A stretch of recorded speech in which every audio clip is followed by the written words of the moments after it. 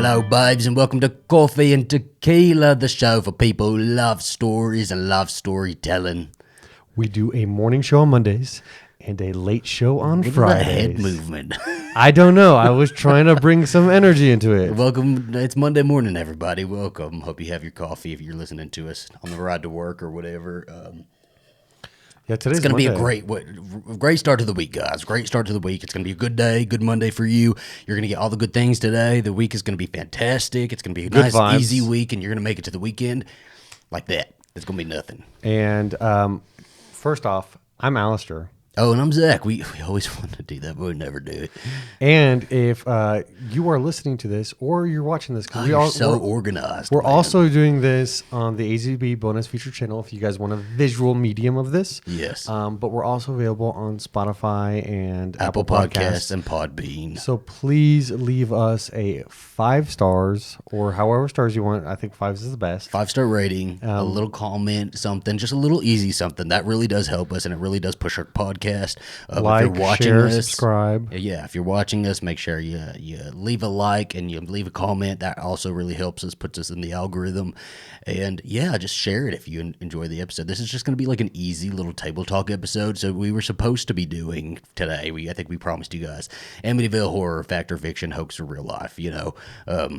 Well, Doctor Strange and the Multiverse of Madness came out, and so we are pushing that to Friday. And we couldn't not talk about it. I feel like I think we were just point, like stirring in our heads, and we have to do it. We have to talk about it. It's really funny because like usually we do all the MCU stuff on my kind of deceased channel. Oh my gosh, you completely abandoned Alastair Reviews. Where was that channel? What's happening with that, baby? Did you get canceled? I've filmed videos. They have not come out. Sounds like canceled. Sounds like you got canceled, okay? But let Black me tell China you, style. I'm still in a hiatus phase for that. Hiatus, guys. Hiatus. He's looking for a new network. I've had what do they call it? I've had creative differences. We're in negotiations. Stop screwing the head of the network is what it is. So Shut up. as always, this episode is kindly being sponsored by Helix Sleep, and we will let you know a little bit more about Helix Sleep a little bit later on in the episode. But first, we're going to talk about, if you're not into Marvel, if you're not into this sort of discussion, that's okay. If you still want to listen along, we are going to be talking about Wanda Maximoff primarily in this episode. We're just going to have like a long talk about her presence in the MCU, just the movies, not the comics. The movies and the show. Kind of a timeline of her life. Like, we're going to tell her story. We're going to tell Wanda Maximoff's story. That's what we're going to have our little kitchen table talk about today. Think of it as an episode of Snapped. Kind You get of. it? Because of I can see it. She's not killing her husband, but like killing everybody else, maybe. Yeah, true. I'm just kidding. But you also have the snap from Infinity There will War. be spoilers like throughout this entire episode, so this is your spoiler warning. Now you can click off of it, go see the movie, come back. I always have said that I am more of the casual Marvel fan. I think Wanda's story was the only one that I really followed. I have seen all of them. I would say that you've seen almost everything except for some episodes of What If, because you've been a casual fan, but you've watched everything because it's out there. Most of it's good, and it's always worth the watch because it's fun to watch, especially when stuff comes out on like the movie theaters. It's always fun to have energy in a movie theater when you watch something. You get a lot of energy in Marvel movies. I think this is one of my these are my favorite movies to watch in the theater because the audience is just electric. Seeing Spider-Man, we did a whole episode on that and how electric that audience was, and it was one of the best viewing experiences I've ever experienced. So honestly, and then we watched Selena when they did a huge party. The thing is, I feel like I'm constantly trying to capture the energy I felt like when I was watching Twilight at a midnight premiere. Oh my gosh, that was amazing. I made sure I was at every fucking midnight premiere of Twilight. Okay, I was at every single premiere. They used to do huge midnight premieres. That's not a thing anymore. Exciting. And they were so exciting. Every Everybody seat was lined, full, and everybody was excited. Yeah. Oh gosh, those were the days. We are desperately trying to recapture that, and we didn't really get that. We saw this movie twice, and we didn't really get that. Yes, for this movie, no, which was disappointing. I wonder if it was just the theaters. I don't know. Seeing them at two different theaters, I feel like it was. We should have gotten it at one or the other, and we didn't get it at either. I think there's an issue with luxury seating at a theater that makes people feel less. Also, the Alamo Draft House, they very specifically say shut the fuck up. So I don't think that they're against huge moments where you cheer or something stuff like that happens. I don't think that'd be a big deal. But like definitely like speaking and talking and stuff like that. But anyways, we were trying to get that energy with our movie going experience, and it didn't. I didn't feel it as much. I felt it with the movie. I did like the movie. Yeah. But I just wish the audience was. We'll kind of get into it, yeah. But first, before we kind of start, I have a little question for you, like a starter question for you that I didn't really tell you about. Oh yay! I love when you have questions for me just I like randomly to catch in the you middle off of recording. guard, baby. I like just a little finger in the butt. Think, you know. No, what? I'm sorry, this is not Scotty Bowers. I apologize. My question for y'all. This is a question for y'all in the comments as well. You can answer. Who are some of the characters in entertainment that have made you feel seen or have helped you to understand yourself? Oh my gosh! You want me to read it? No, I got this right off the bat. Okay. I'm thinking. Have you seen Silence of the Lambs?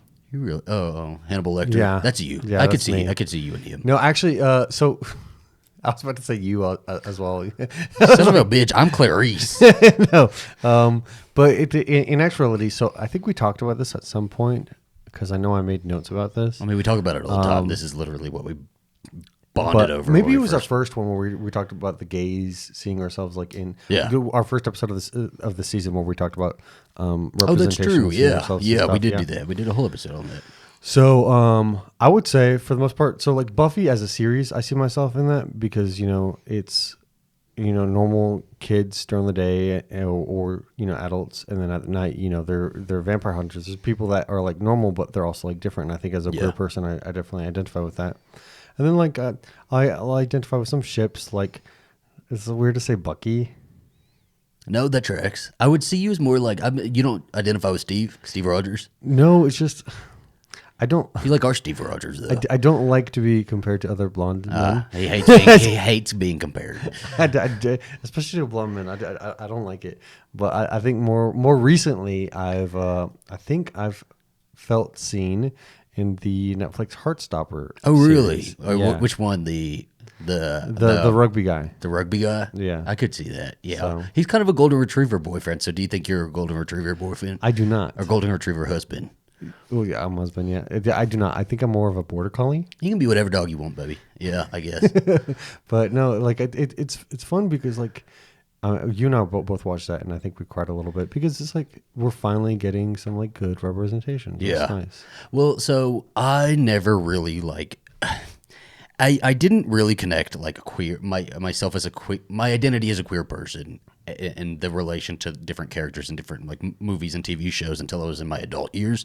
I never like made those connections, but they were always there, like I always saw myself in Buffy. I always here's the thing I always related to, right, is depression and grief, even more than like queerness, right? I always like looked for representation with depression, grief, and I'm somebody who is horrible with death. My first ever experience with death was my granny died, and I like just could not handle it. I could not understand it.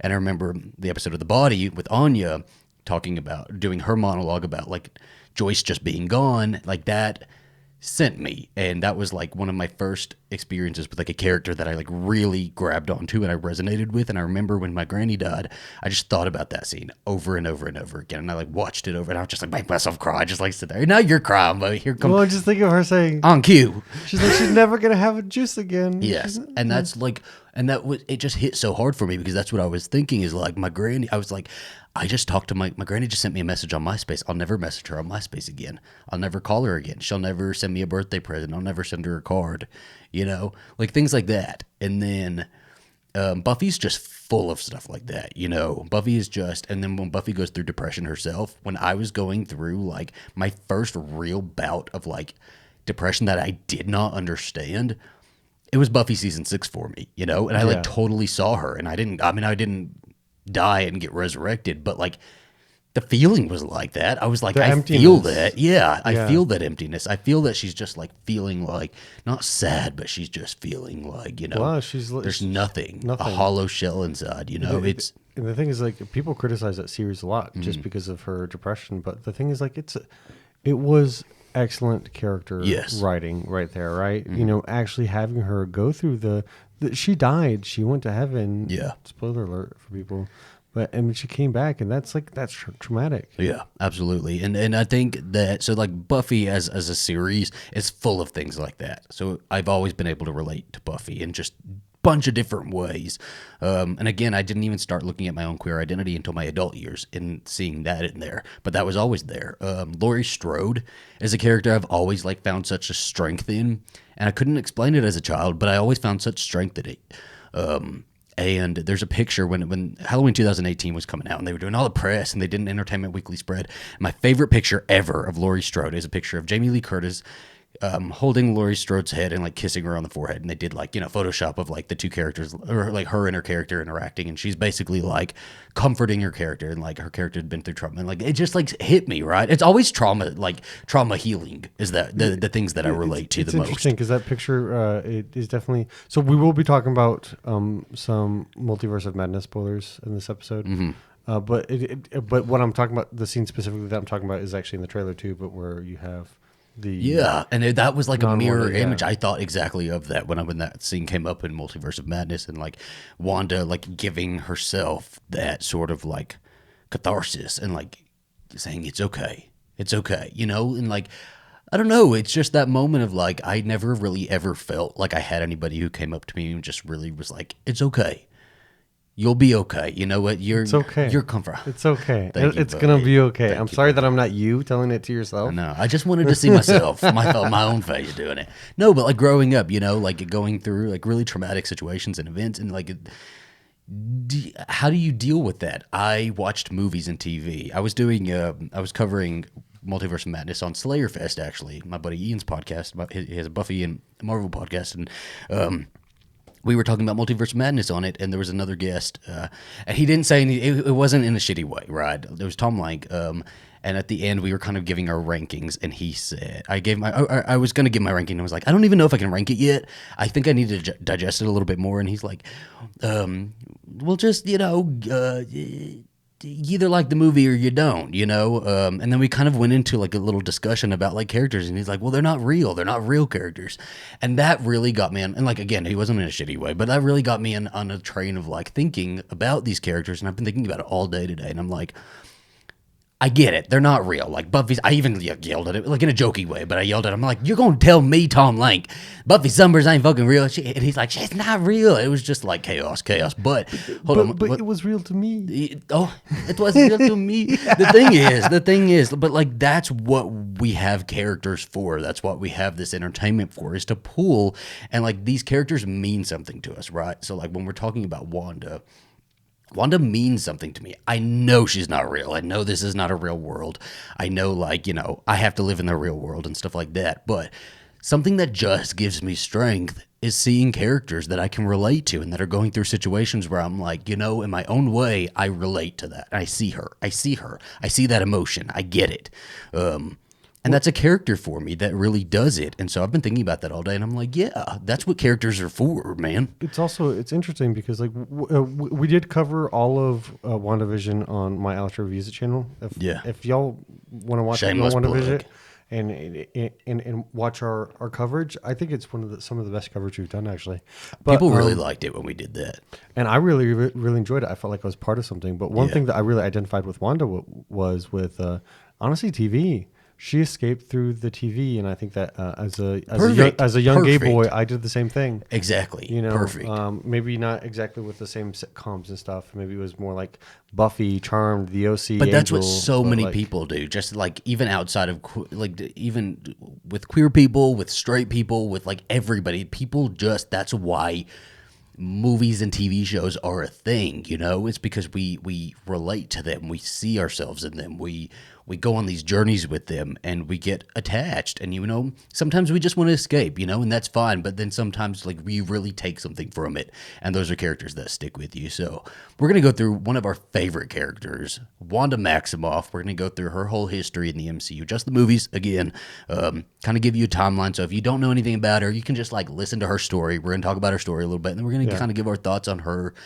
journey up until Multiverse of Madness and like kind of where she's some at of there. Multiverse of Madness, and then maybe what we think where she'll go from here. Where do we go? We've already watched the movie twice, and honestly, I kind of regret not watching it again. We should have done it today. We had time. We had time. We even thought about it right before this recording. We're like, So just like hit up the Alamo Draft House. The thing is, I think it got better each time. Oh, the second time, we only saw it 2 times, maybe. Okay, we'll get into it. But, yeah. Okay, coming up, Wanda Maximoff, her whole story. But first, a word from our sponsor. Now it's time to tell you all a little bit about our sponsor for today's episode, Helix Sleep. Helix is a premium mattress and a box company that makes beds to fit your unique sleep style. In Doctor Strange and the Multiverse of Madness, we hear all about dream walking. You know where I do my dream walking? On my Helix mattress. I was trying to think of these little things. I'm just so creative like that. I'm just mind of a mastermind. Well, you know what helps with the dream walking? Yeah. The 2 free pillows you get with your Helix mattress? Of a Helix mattress. Oh my gosh, yes. Okay, we talk about Helix mattresses like literally every episode. I've been working with them for over 2 years now, and it has been a wonderful partnership. Our Helix mattress is like one of our favorite things. We get such great sleep on it. Oh my gosh, I could take a nap all day. I have sometimes. It's my favorite place in the house, and I have to stop myself from always being in the bed. I was recording for Multiverse of Madness on Slayerfest today, and I came in the room, and he was just passed out on the bed. He's going into the field for a little while, so you know, get all the sleep you need to. Get all the sleep you can, baby. Yeah, I'm gonna be away for work for a little bit. Away from your Helix mattress. Away from my Helix mattress. I'm gonna be missing that bed so much. The whole thing by myself. So, you know what? When I get back, I'm going to get the whole thing by myself. I'm just kidding. Our mattress is big enough for both of us, which is really nice. Helix knows that everybody is different and everybody has their own unique needs, and so they've made a sleep quiz that'll match you with your perfect mattress based on your needs. I am an all-over sleeper. Alastair is more of a side sleeper. He likes a firm mattress. I like, more medium. We took the quiz together, and we got the Midnight Mattress. One of the best parts about Helix is that they deliver the mattress right to your door for free. It comes rolled up in a box and is super easy to set up yourself. And if it makes you nervous to buy something online that you haven't tried, Helix has a 100-night sleep trial, so you get more than 3 months to make sure that you absolutely love it. And if you don't, they'll pick it up for you and you'll get a full refund. Well, if you or somebody you know is looking for a new mattress, you think that Helix sounds like something that's right for you, you can go to helixsleep.com/tequila, and you can get up to $200 off of your mattress. And 2 free pillows. And 2 free pillows. Get out. Y'all get it. Y'all get it. Y'all get the gist. Wanda Maximoff was born in Sokovia. Do you know the year? It was 1989, 1989, right? Yep. Okay, same year as Taylor Swift. 27 right now. I think she'd be 27. 27 right now. No, she'd be in her 30s. Taylor Swift is 30. No, she wouldn't, Zachary. Taylor Swift is 30. I think you're forgetting the fact that she snapped. She did snap. Yes. Do we count the snap? Okay. We count the she snap. Was born in she's Sokovia. 27. Wanda Maximoff was born in Sokovia. She has a brother named Pietro, right? And Sokovia is this a war-torn country, Eastern European country. It just like it's a stand-in for like a bunch of countries that we know, right? Yes, okay, like Moldova, but it's not Ukraine, a real country, stuff like that. But it's like war-torn. There's fighting in the streets. There's bombings like every other night, and Wanda is with her twin brother Pietro, and they're just kind of living through this. Their parents are hardworking. Their dad goes out and tries to sell like DVD box sets every night, every day, and then he comes home at the end of the day, and whatever he doesn't sell, the family they watch like an episode of something, and like each of the kids get to pick something, and Wanda's always picking the Dick Van Dyke Show, and so it's a nice little like. He had like a suitcase of like the little box sets, which. Unfortunately, we don't get nice box sets anymore. I miss box sets of like nice shows. I want a WandaVision box set. What are all the ones you had? I remember Who's the Boss. I was so excited to get that one. Full House. I just had like all of them. I used to love sitcoms too. I had the Buffy ones. I had the Angel ones. I had OC. Absolutely. I had Supernatural. Those were the expensive ones though. Those were like $40-$50. Yeah, I mean, they got expensive, but it was nice. The artwork, the care that was put into putting these stuff together was really nice. So it was nice to see that. But this was their bonding time as a family. That's something I bonded with them over. I was like, that looks amazing. So there's one night where the dad comes home. It's Wanda's night to pick. She picks the Dick Van Dyke Show again. She wants to watch the same episode she always wants to watch. They're on the couch watching it, and a bomb just rips through their apartment. The bomb goes off outside. Rips through their apartment, and it kills the parents. And so Wanda and Pietro are laying in the rubble of their apartment, and there is a bomb right in front of them that hasn't exploded, just laying there. And so they stay still, laying there in the rubble for a couple days because they don't want to trip the bomb, right? And so they're staring at this bomb for days. It says Stark Industries on it. Think of it this way: this is for them. This name, Stark. This is the name of fear. for days and days and days. And it's suspected, I'm pretty sure it's kind of confirmed that she was the one who stopped with her chaos powers the bomb from actually going off, but it's kept it from going off. Was that a confirmed thing? I think it was. But the red light keeps on going on and off, and all they see is Stark. So this is already like trauma for them. Their parents are gone. They're stuck. They don't know what to do. Imagine laying in fear for like days, just in fear, like total fear that like you make one move and this bomb just goes off, and that happens. This is happening all over the world. It's happening now. Yeah, absolutely. And so it's it's really relevant right this second. And so this really radicalizes them. They make it out, but this really radicalizes them. They're very against Stark Industries, really government in general. The government in general, they're very they anti-government. Huge protests, and some of the protests are like sponsored by Hydra or Shield. That was Hydra, and they got on Hydra/Shield's radar, and they get recruited into Hydra, into like a special program. Yeah, and so because they both have abilities, and so they go into this program and they are being experimented on for their abilities, and they're basically being like tested as soldiers, right, for Hydra. Well, before that, because they don't know that they have abilities, so basically Hydra was using the Mind Stone to try to transfer powers to actual people. And it was killing a bunch of people. The Mind Stone is one of the Infinity Stones. There's 5 Infinity Stones. Yes. If you don't know Marvel, you have to have heard of the Infinity Stones. Of the Infinity Stones, but it's a Mind Stone. But once it gets to Pietro and Wanda, it doesn't kill them. It activates their power, kind of a dormant power for both of them. Wanda goes in, and they put her in this room with the Mind Stone, and the Mind Stone's just there floating, and it's killed like a bunch of people before her, right? And so she goes in, and she goes up to it, and she touches it, and it does activate her power. It becomes like basically like almost infused with her, like intertwines with her own power, right? And she's seeing visions of this magical being, and like it's really a vision of herself. She sees basically an outline of the Scarlet Witch. Yeah. Which is kind of just like hinting at the future. Even though we see this not, earlier in the movies, but this is actually told to us while we watch WandaVision. But Pietro's super fast. Wanda she's able to manipulate people's minds. And chaos magic. She does mind control, chaos magic. She can she's a witch. She just does magic. She does it like little things. She's like, apparently she came up like Elizabeth Olsen came up with the whole finger thing. Yeah, she's like floating, she can float things. It's like a bunch of really cool stuff. Yeah. But they're like working under Hydra, right? And so Hydra has this Mind Stone, and they're gonna do some bad shit with it, right? It's a bad organization. They come from like Nazis, Yeah, they're not. And the biggest thing, because they're not thinking the Nazis, they're thinking the enemy right now for us is Tony Stark, and anything he has to do. They're not thinking Nazis. They're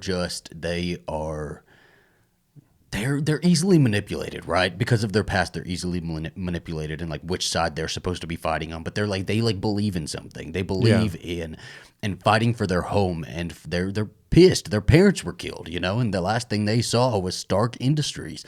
So that's all they're thinking. So they're working for Hydra. They're using their superpowers to be on Hydra's side, and the Avengers come in. They come in. They come in to destroy the Hydra base, and they're like, well, let's fight them. And let me tell you, I love that. Even this first iteration during Age of Ultron, because that's when we first get Wanda. When she shows up kind of like a horror. Her powers have always been like very horror based and scary movie based. There's one scene where she like manipulated Captain America's mind, and then she like weirdly moved back, and then doors closed. And it was like they were definitely very much leaning into the horror of her, and with Pietro is more of like the traditional superhero. Yeah, and Tony Stark is part of the Avengers, so like they see this as an opportunity to like get Tony Stark, right? They like really want to get Tony Stark. Ultron is this big baddie working, who's the big robot, artificial intelligence, Big baddie with a fatty. Your standard like big bad of the movie, right? The movie's called Age of Ultron, and so they really the big bad of the movie is Tony Stark. I'm just want to say that, yeah, absolutely. Ultron recruits Pietro and Wanda, but he recruits Pietro and Wanda, they're both like very much on his side because they've seen Tony Stark. They are very against him. They know that they're going to move against Tony Stark, right? And they make moves against Tony Stark, and they gain the Vision body Vision's eventual body for Ultron. Wanda goes into the mind while he's trying to switch Ultron's mind. Switch the subconscious, and she sees that his actual plan is to destroy the world. Yeah, he wants to pick up Sokovia and drop it onto the world and like just basically send the Earth into like shards into the into the galaxy. And the rationale for this is because he wants to protect humanity, but humanity's greatest enemy is itself. Which is true. I mean, but Ultron, maybe not. It's kill like everybody. Yes, it's like it's like a math equation. You use the right. But you still can't kill everybody. Just let them kill themselves. Use the right if thing, that's going to to be the ultimate outcome, then just let everybody kill equation, it. wrong answer. Yeah. So like obviously Wanda and Pietro are against this. Because that's everything they're fighting against, right? They're for like the lower people. They are like fighting for the people who have gone through the similar shit that they have gone through. Yeah, growing up as orphans and everything. And so they see this and they're like, well, we're not fighting to destroy the world. We're fighting to protect the world, And what's crazy about this is then he decides to use a whole of Sokovia, the city, raise it up in the air and then bring it down to kill everything. And Wanda, you can see the pain on her face knowing that she contributed to this problem, right? Yeah. But like, I get it. And I get the push-pull that's in her mind at all times. Always, always, always. Because like, she is just looking for a purpose and looking to do the right thing. But it's just like this learning game for her that she's always going through. And so they end up joining the Avengers. The lesser evil at this point. The lesser evil of it, right? But still like propaganda. Well, yes. So they join the lesser evil to try to fight against Ultron. Yeah. She does badass stuff. She's like great. Pietro, her brother, is killed by Ultron. And this is something while she's like not even with him while this happens, but she senses it. And it's just so painful for her. There's the only person she had. It's her brother. That was the last bit of her family. That was the only person she had. And she senses that he dies. And it just like sends her powers into overdrive. She obliterates all of her opponents around her. Like we really get this very first huge show of power from Wanda. We'll see this as a common theme throughout Wanda's characterization is that she has very few people who she can hold close. But when she can, she'll hold them as hard as she can, Yeah. And we see this, and this is where you get kind of scary Wanda.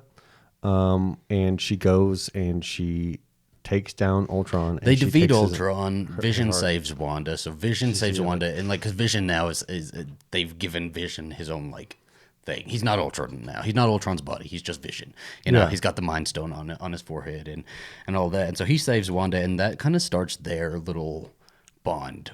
Vision and Wanda are going to just bond so heavily, and they're going to find this like such a kinship with each other. Wanda becomes an Avenger. A real Avenger, moves to the... It's crazy because at this time in her life, she has few connections with people at all. Her brother, the person she was closest with in life, just passed away, and her entire home is completely collapsed. Mm-hmm. So her solution, her only way of going is to join the Avengers, join this team made by Tony Stark. Well, and this is a team that is also this is a team. This is a team that's also they're in her corner and they're supporting her and giving her like moral support and they're comforting her and stuff like that. But this is the pattern with Wanda is that she finds these groups of people and these people who are going to like do that for her and really like be there for her, hold her, and then they drop her and they abandon her, and it's this constant cycle. And Vision's the only person that really doesn't do that, right? She makes friends with Captain America, she makes friends with Hawkeye, and she gets really close with Vision. And her and Vision are spending a lot of time together. She's depressed. She's sitting watching Malcolm in the Middle, just like different sitcoms, like sitting in the Avengers Tower, just like kind of like. My life, man. I'm just like so sad. And Vision's there with her the whole time. And he tells her, he says this really great line. Iconic line. Yeah. And we didn't even get it to WandaVision. She's like, did it really have it? Yeah. He basically tells her about her own grief. What is grief if not love persevering? And it's just such a good line, right? It's such a good line. And it's such great. It's such a great moment for them because it really does solidify their relationship and like shows this closeness with them and that he is, he's a robot. He's a robot. He doesn't like have like feelings like that, but like he feels for her and she really feels for him. And this is a real relationship for them, And it's interesting because this was a huge I wouldn't say huge course correction, but this was a bit of a course correction because, like, obviously you have so many people in the MCU. It's hard to, like, especially when deaths happen, to really follow that death and see what's happening. Because before this, we didn't see her really grieve for her brother. Well, so Wanda and Vision are just falling in love, and Wanda's working with the Avengers. She's kind of got like a purpose now, right? And she's doing things. So the Avengers go on a mission at one point, and she kind of like takes it upon herself They're to at like, Lagos. Yeah, she takes it upon herself to kind of stop an explosion from killing everybody in this like market square or something like that, right? There's a bunch of people around. She like contains with her magic this explosion, and she sends it up into the air, and it accidentally sends it like right to a building, and it like blows up the entire floor of the building. And so she, while she's trying to protect these people, she kills these people on accident. That sends everything into a spiral. The governments are all like, listen, superheroes they cannot go unchecked anymore. Yeah. Superheroes need to be checked.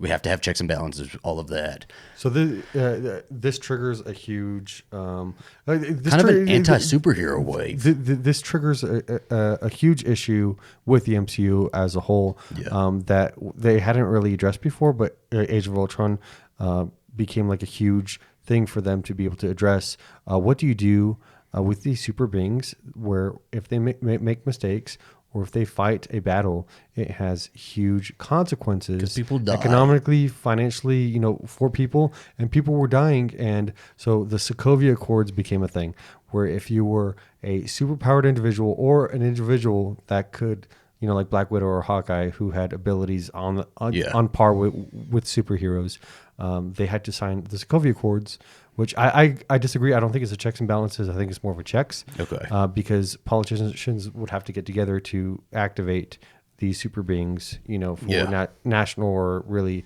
international security, right? Yes. And so now we have now we're in the Civil War era. We have a huge divide because some of the Avengers are like, I'm not signing that. We cannot be under a government's thumb. Some of them are like, honestly, we've caused enough damage. We need to. It's funny because it's Tony who caused all the damage, and he's like, oh yeah, let's do this. We have to sign under the government. Guys. Yeah, and like I get it. Like as somebody who would like, if I was just a normal person, a human, I definitely want them signing that shit because I'm like, you can't just do all of this. You can't just like create all of this destruction and like it goes unchecked, and like how am I supposed to trust? I like don't even trust you flying around the sky right now, like I don't trust this. But as them, I understand that they're like, well, we cannot wait until the government activates us. If there's an immediate threat, we need to like jump into action, and we have to take it upon ourselves to do that. We cannot wait for a government to like push a button and say, send the bat signal up, right? Exactly. And so Wanda falls on the what were you saying? She falls on the Captain America side. Yeah, the Captain America side is this. Seems like he's going to protect her, right? They're the side that's not going to sign anything. They're on the gay right side. Yeah, Wanda's like the Bucky, and she's also like this was a really traumatic event for her as well because she caused the death of like a lot of people, right? And so she's like really reeling from that and dealing with that, and Vision's like helping her, but at the same time she's like, well, Vision's also against her, so the person she also trusts again the most is against her. But he's not against her in like in a negative way. He's just like telling her like this is actually something we need to be doing. We need to sign these Sokovia Accords, and she's like, I'm not doing that. And so Hawkeye helps her break out. They take off, and there's this huge Civil War battle between gorgeous everybody. Battle. It's a gorgeous battle, and it's a fantastic battle. Civil War battle is like actually fantastic, but it's really frivolous. Like, why is the battle even happening? I don't think it's frivolous at all. Why was the battle happening? Amazing. Why was it happening? Because they needed, because Tony Stark just wanted to stop them, and they were trying to stop the Winter Soldier program. Yeah, so like they're fighting for the Sokovia Accords to like end the destruction, but so they destroy an airport. They just keep doing it. They actually did kind of just play. Tony Stark is like, let me recruit this 15-year-old to like come and fight this witch that he's never met before, right? Spider-Man. Tony Stark. But what's really cool after this is this is the huge pause between Civil War and Infinity War, right? Yeah. And in this time, Wanda and Vision actually get some time together. So, well, you're skipping a whole part. Like, she gets arrested. They all get arrested. All the people who didn't sign the Sokovia Accords get arrested. And she gets arrested. She basically put in a straitjacket. She can't use her magic or anything. And then she's broken out of prison, right? By Captain America comes and breaks all of his friends out of prison, and Wanda goes. She pretty much like leaves the Avengers. Her and Vision leave the Avengers. They make up. They go into hiding. They go to Scotland. They for go 2 to years. Scotland and just live together as a couple for How 2 come years. we haven't done that? I want us to do the same exact thing. And they're just in hiding, and they're living a fantastic life. You know, they're dressed up in their pea coats and their hats, and they're just like having dates, and it's just nice. It's a nice little existence for her, and it's a nice like time of peace and calm because she hasn't had that yet. And there's been no moment of just peace and calm and her just getting to live. And now she's just living with her boyfriend, having a nice day, going for cappuccinos and stuff. And then Vision's Mind Stone, the stone that's like keeping him going. It's basically his Harry Potter like a lightning bolt scar, right? He senses Voldemort. And so he senses that something is coming, and they both know it, so they have to rejoin the Avengers. Thanos comes. We all know how this is gonna go. Thanos comes, and his goal is to balance the world, 50% of the universe. Yeah, balance the entire universe, and we get a cool throughout the iteration from her in Age of Ultron, to her now in Multiverse of Madness, we see a beautiful growth in powers with Wanda and how powerful she is, and more control. Thanos is after the Mind Stone. Thanos wants the Mind Stone, and the only way to get it is to kill Vision. He has to like literally rip it from Vision's head, right? And so they're all like, we have to get the Mind Stone off of Vision. How do we do that? So they go to Wakanda, and they're like, let's try to get this Mind Stone off of him without killing him, right? But Thanos shows up. There's a huge battle. Wanda can't just sit around, so she has to go into battle. You know, Yeah. Vision eventually goes out there, and she realizes that if Thanos gets this Mind Stone, he will kill half of everybody. They not even kill them. They will all be erased. Half of everybody in the universe will be erased. And so she and Vision together make the difficult decision that she has to kill Vision and take this Mind Stone and destroy it, right? She has to destroy the Mind Stone. And so the most powerful Avenger, let's talk about it. She, with one hand, is destroying this Mind Stone, using all her might to destroy the Mind Stone. And with the other hand, she is holding off Thanos, and he's getting closer. And the thing is, Thanos has every stone except for the Mind Stone. This is the stone that he needs, right? He has all of them. So he's already more powerful than he would be even before, without this gauntlet. And the irony is that it doesn't even matter. So she destroys the Mind Stone. She kills the man she loves for the greater good, to save everybody else. And he even says right before, oh my gosh, like right before she kills him, he says, I love you, right? And it's just like, it hits my heart. And so she has to kill him. She wins. And then Thanos is like, but I have the Time Stone. And so he rewinds everything a couple moments before, defeats her, and basically takes the Mind Stone from Vision. And then he's able to snap. Snaps. We get the big blip. And everybody blips out. And you see almost relief on her face. Wanda is one of the ones who like turns to dust during this. It's like a very, very eerie, quiet moment, and she's like is over Vision's body, holding him, and as she's turning to dust, it does look like it's like peace. She's like, peace. Finally, everything's over. And the thing is, like, this is a woman who constantly she's made mistakes. She's made a lot of mistakes, but she hasn't made mistakes maliciously, right? And she's sacrificed a lot. She's in her 20s. She's trying to figure shit out, man. But she's sacrificed a lot. She sacrificed her freedom. She's sacrificed, her brother died. And here she sacrificed the love of her life. Yeah. So she's a woman who keeps on making sacrifices for the greater good. And we're going to see that kind of like develop over time. So she does come back in the next movie. The Avengers figure out how to bring everybody back. They snap everybody back into existence. And then she comes back, and she is fucking badass and powerful, man. She is the only one. It's her and Captain Marvel that are like the real opponents to Thanos, and she nearly kills Thanos. And he has to throw a whole ass spaceship at her. Well, they have to. I forget what it's called.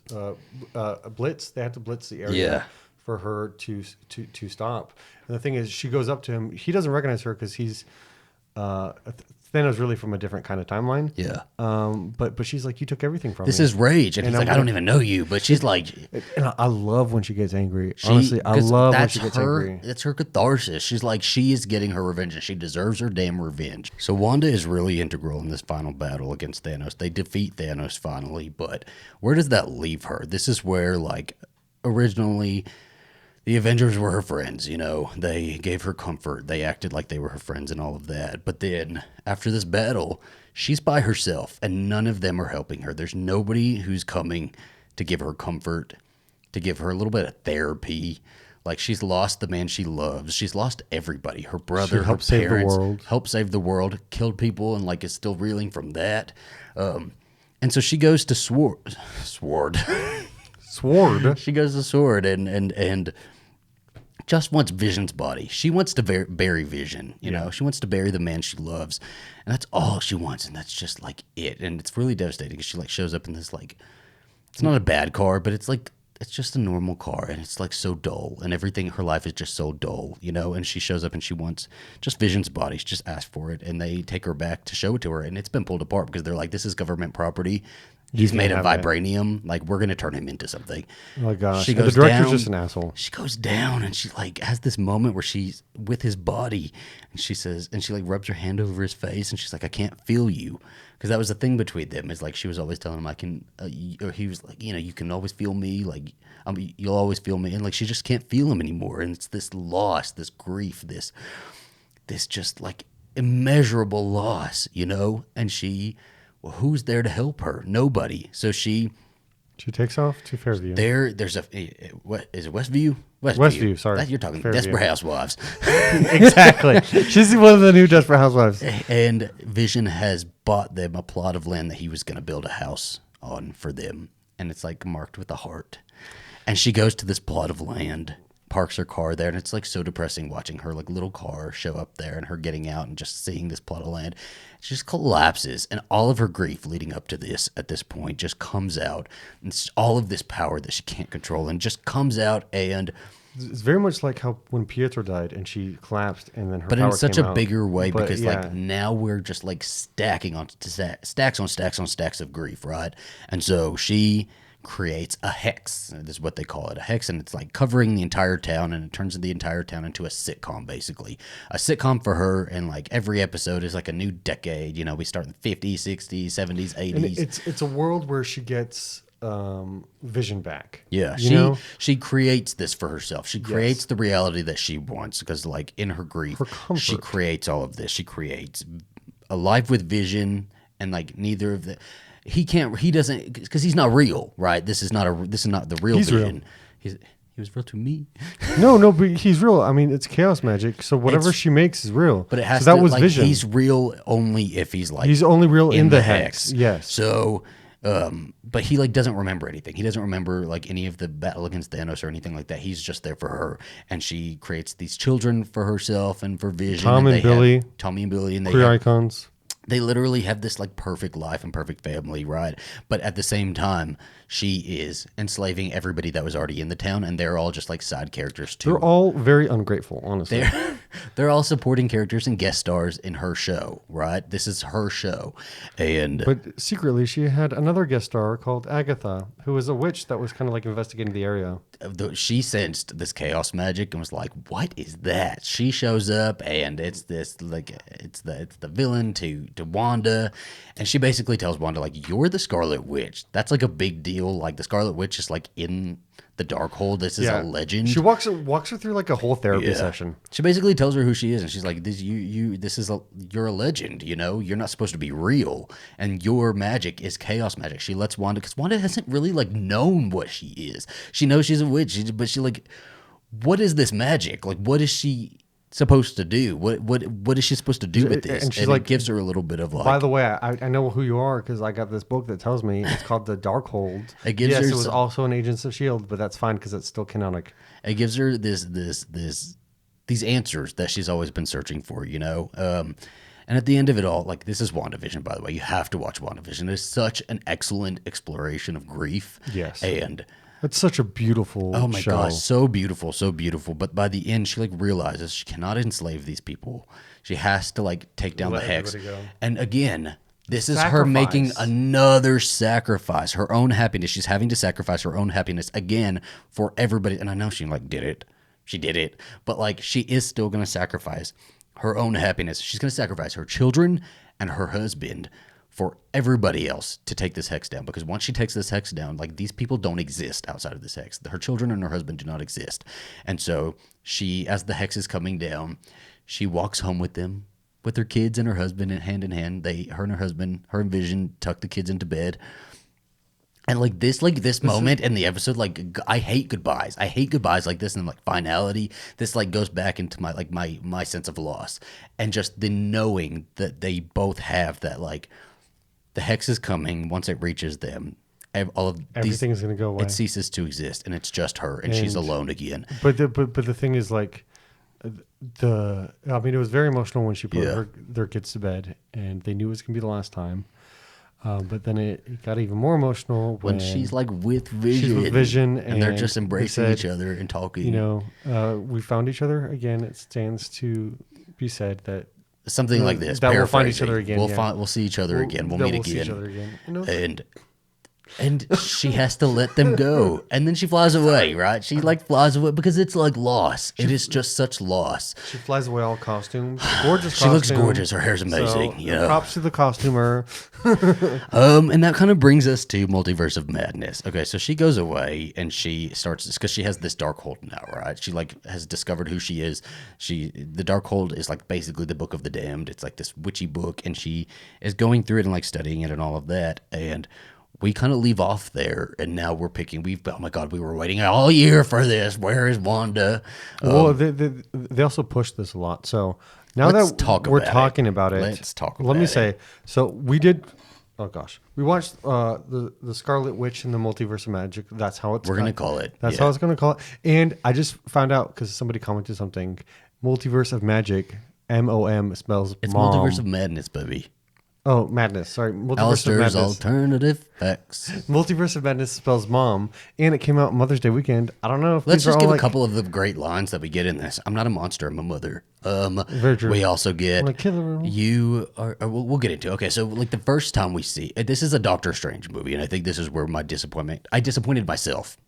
I fully admit that because I did feel a little bit disappointment leaving the theater the first time I watched this, and my disappointment came from myself because I didn't like remind myself that this is a Doctor Strange movie. This is not a Wanda movie. This is not the Scarlet Witch movie, I don't think that they expected WandaVision to be as big of a hit as it was. And like there were already steps in motion on where they were going with the MCU, right? And so like this was already a planned thing. Sam Raimi has even said that he didn't watch all of WandaVision. I was supposed to tell you that. And it feels like it, right? It does feel like it. It does. So I like the movie a lot because it feels very different. And for me, it's kind of a welcome difference in the MCU because it felt like a very light horror.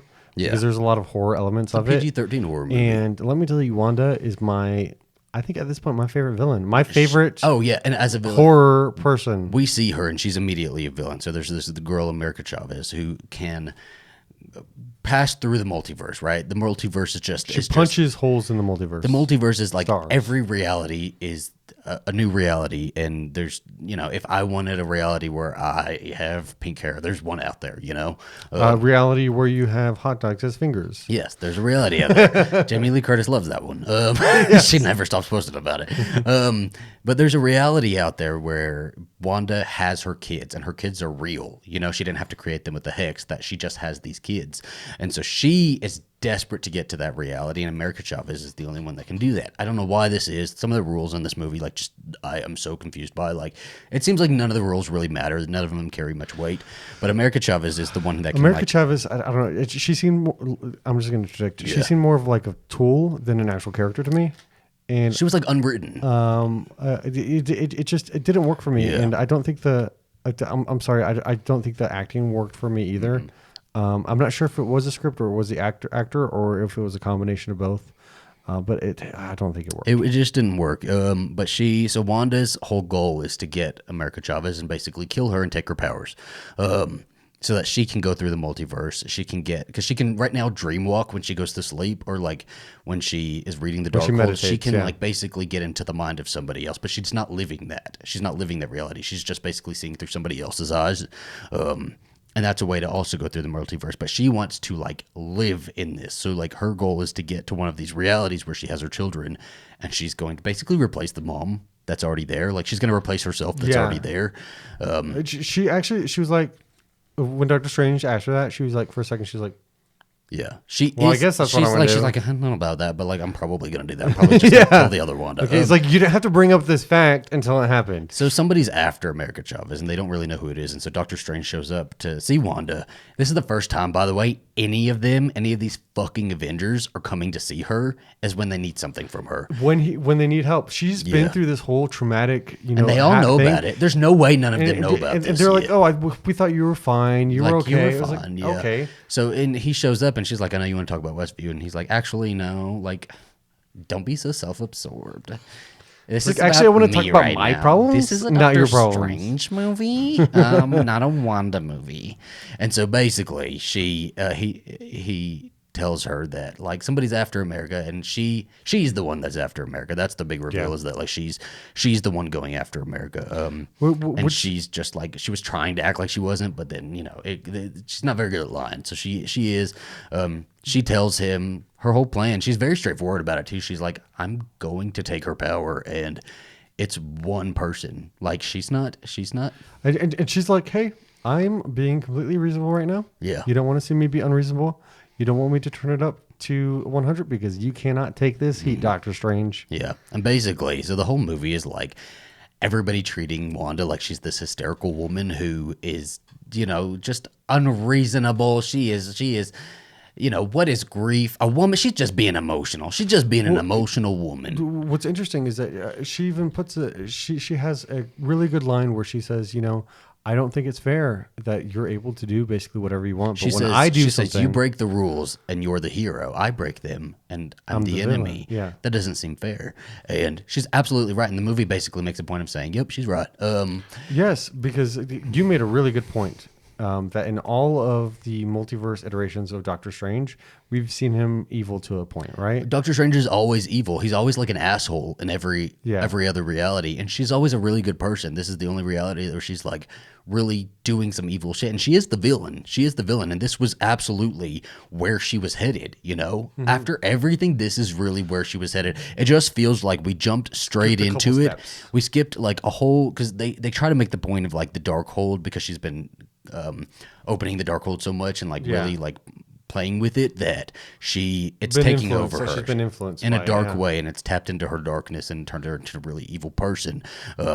But like we didn't see that steady maddening. It's like another Daenerys Targaryen situation where it's like A to Z, like super quick, and like it's just because at the end of WandaVision, she realized the error of her ways, and she was like remorseful. She's like, I'm sorry I did this. I need to go away. I just have to go away and be by myself. She goes and finds a nice cottage. And in this one, we just pick up and she's like, yeah, well, I'm going to kill everybody. I don't care. I'll just do whatever I need to do. She's like, I'm completely for. I just need some, I just need a bridge from where you were to where you're at now, right? Yeah. And oh my gosh, all of her scenes are like the highlights of the movie. Like when she shows up to the Elizabeth Comertage.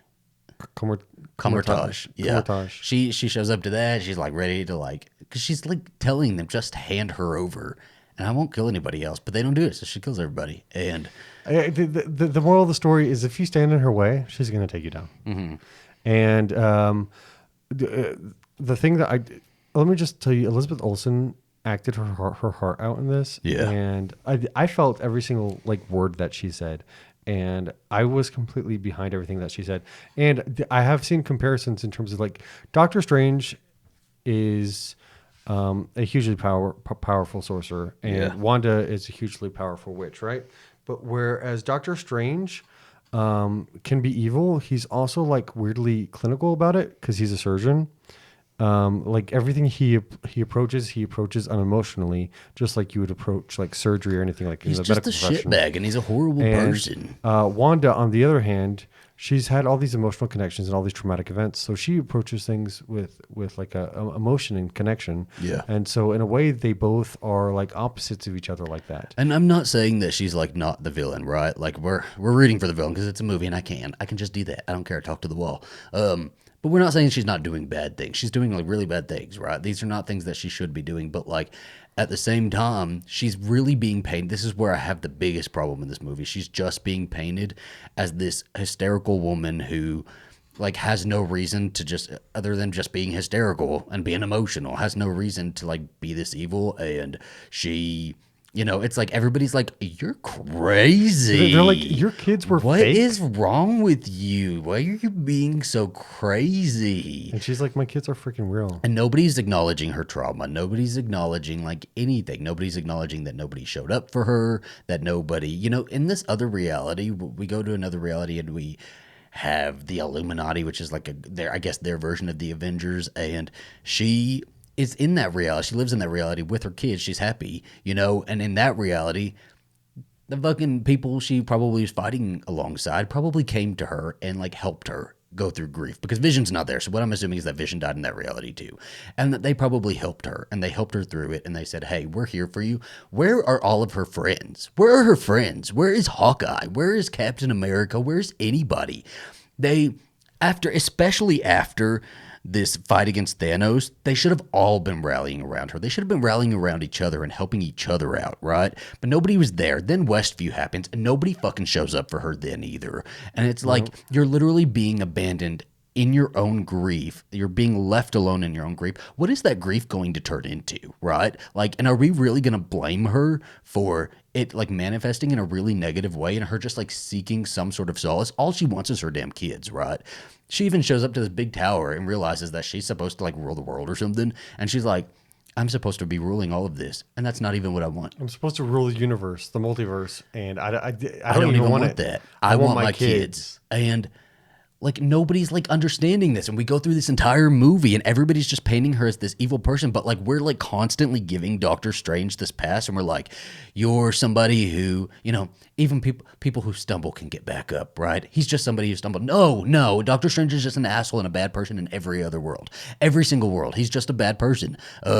Who's saying that to Wanda? Who's saying like she's stumbling right now? Actually, let's help her. Let's help her. Do you know who helps Wanda? Do you know the only person at all who helps fucking Wanda Maximoff is herself, her alternate reality self. She sees her, and like this alternate reality self has been through hell and like been bashed around and everything, and she still sees Wanda suffering and on her knees and like devastated and just overcome by grief, and she is the only one who goes up to her and gives her any sort of comfort. Where's anybody else doing that? Kind of makes you think that she's, at the end of the day, the only person she can rely on is herself, right? Yeah, and I think that would have been a far more interesting movie. Like, replace Doctor Strange with another, like, an alternate reality Wanda, and that would have, like, Wanda v. Wanda would have been a fantastic movie, right? I don't give a shit about Doctor Strange. I think he was a shit person in this movie. I think he didn't add anything to it. He was so dull on screen. And we should have got the Wanda story. This should have been the Wanda story, and I don't care. I'm talking to the wall again. Well, I will say that this, at least in this one, I know she was influenced by the Darkhold, but yeah. I know in the comics, previously when she'd done bad things, there had been a puppeteer behind her. And I don't like the narrative of a puppeteer, especially with a powerful woman, because it's always like, hey, this woman is too powerful, and because she's too powerful, she must be crazy. She must be crazy. Oh, yeah. Everybody's treating her like she's so crazy. The only way that she can receive any sort of redemption is to like, I don't think she's dead, obviously, but the only way she can receive it is to like self-destruct, hit the self-destruct button, like lift a building and drop it onto herself. That's really what they're like doing. Nobody's saying actually like, let's find another way to help you. They're just like, drop the building on yourself. Do it. Do it. And I don't think she's gone. I think it would be completely useless because right now I would say, and I'm sorry, Black Widow, but I'd say she's the most beloved female. Oh, especially MCU to character. me. She's the only character that really has like shown me grief in the way that I can relate to it, in the way that I like see it, Florence Pugh. Yes, but like in the way I'm saying, the way that I see it, and that like I most relate to. She's done that. She's gone through grief, and I've absolutely been in places where like nobody shows up for you when you're in your darkest moments, right? And that's just such a heartbreaking thing, and like nobody shows up for her except for herself, and. I hope that they don't just leave her dead and like bring back an alternate reality Wanda, because this one's just too evil to bring back, right? I hope we get this Wanda, because this is the Wanda that I've gone on a journey with. I haven't gone on a journey with the alternate reality Wanda. It's this one, and this is the one I want. This is the one I feel for. I'm just going on rants. Hold on one second. this movie has like no respect for its own rules. They're just like there's no consequences for any of the rules. Nobody follows any of the rules. All the rules can be bent and broken and changed to fit the Doctor Strange's fucking narrative. But like nobody goes up. There's one point where Doctor Strange like has the Darkhold, and the demons are basically telling him, like dragging him to hell and telling him, you can't dream walk in a dead person's body. This is against the rules. And he's like, oh, well, I'll let me harness the demons. It's like, then what's the point here? What's the point? And why are this rule is, inconsequential?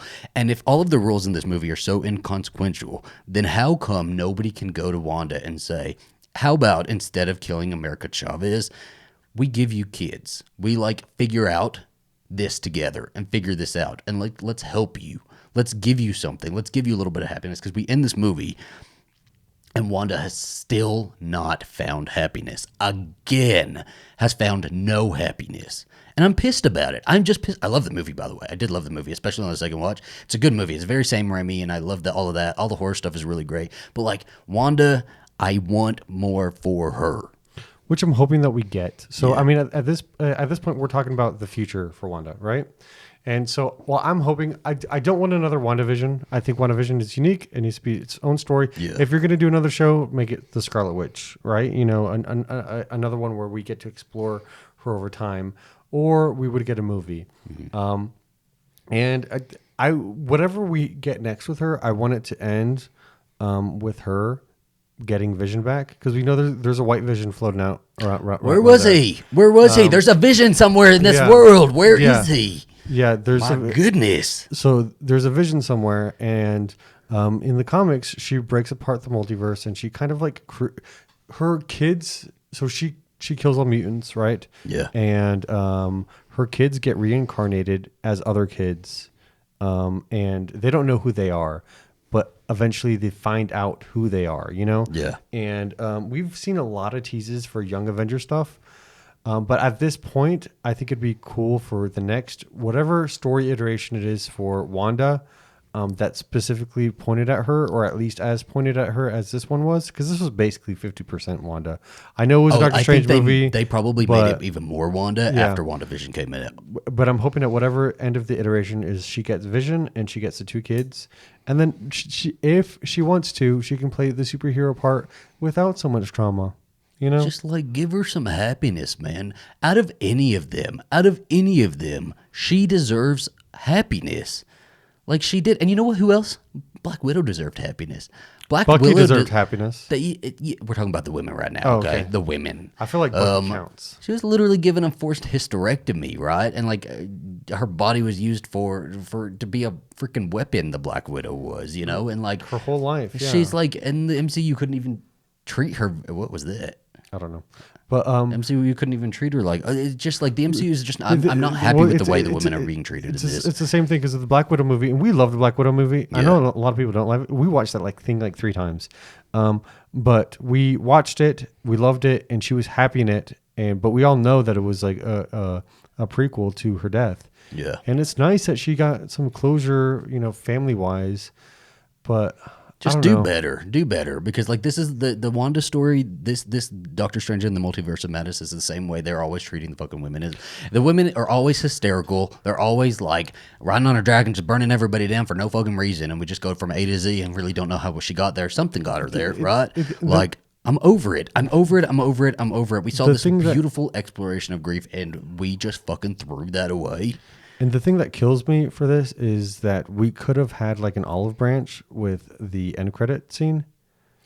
We could have had something in the end credit scene that made this better, where she heard, her kids, or where we see her alive, we see a hand or something like that. Something. We saw something, or maybe her appear somewhere else, but we didn't get that. Just got Bruce Campbell. I don't know. We are big ass Wanda stands. I want to read the comics. We really love this movie. It doesn't sound like we do. We love this movie. But actually, we really do. We do, and we are going to go see it a third time. We just think that there are It's just scenes her. that are left out. It's just of her. this. It's her There's story. scenes that are left out of this. I It's think. her story that we want. We want a little bit of happiness for her, and I don't think that's unfair. Being on this whole journey with her, we have gone on this whole journey with her, and we deserve a little bit of happiness for her. You know, she deserves happiness. We deserve a little bit of happiness, and that's just that. I am gonna read the comics. I hear there's tons of comics, right? But like, I want to read House of M. I've heard she's like treated really badly in that as well. She's treated badly in almost everything. Just give her a little bit of a fucking break. But we're gonna wrap up here. We did really love the movie, and we highly recommend going to see it. It sounds like we haven't, and we love her story, even this part and of her she's so story. badass in the movie too. All of her scenes are exciting. They're like really great. Elizabeth Olsen is fantastic. You know, like this is a villain to root for. It is a villain to root for. I had a lot of fun watching this movie. Yeah. I've had a lot of fun with this whole Wanda journey, and I can't wait to see where it goes. We got to wait another year, 2 years, but we'll get there. Bring back Jack Schaefer. Exactly. On Friday, we're going to be covering Amityville Horror again. Give us your thoughts. I want to know all your thoughts on Wanda in this movie and her whole journey and everything. Yes. And we'll let you know. Yeah, we'll see you a little bit later. Whatever. Okay. Goodbye. Good morning, guys. Bye. Gentle listeners.